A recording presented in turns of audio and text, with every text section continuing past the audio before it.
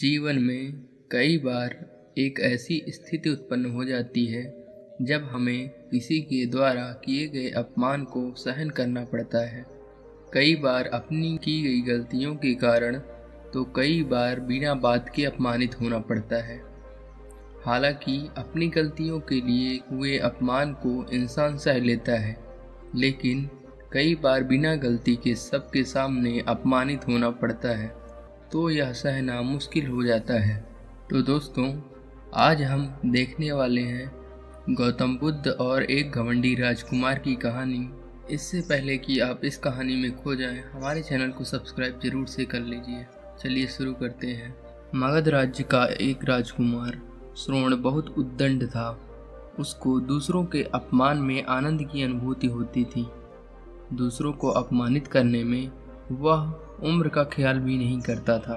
जब माता पिता उसकी हरकतों से बहुत परेशान हो गए तो उन्होंने अपने महल में भगवान बुद्ध को आमंत्रित किया। भगवान बुद्ध जब महल में आए तो उन्होंने राजकुमार के विषय में सभी बातें सुनी। उन्होंने राजा से राजकुमार को प्रवचन में लाने के लिए कहा।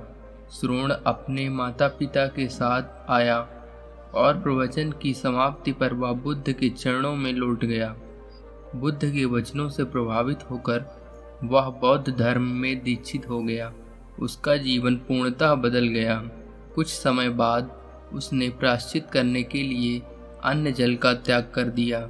इसके इस कठोर प्रण के विषय में जब भगवान बुद्ध को ज्ञात हुआ तो वे उसे देखने आए।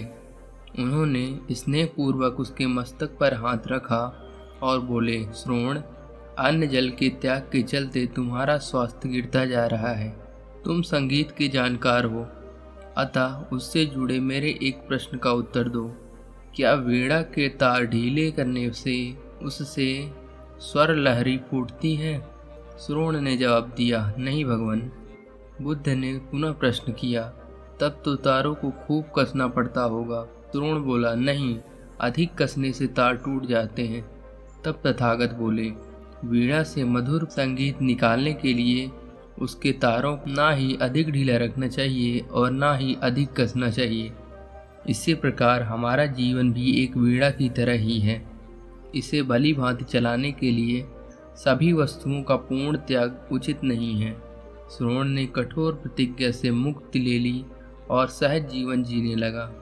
यह कथा जीवन के नैसर्गिक तरीके से जीने पर बल देती है, जिसमें उचित आवश्यकताओं की पूर्ति और अतिरिक्त इच्छाओं का नियंत्रण का संदेश मिलता है। यदि जीवन को आवश्यकता, पूर्ति और संयम के संयोग से संचालित किया जाए तो परम शांति प्रदायक होती है।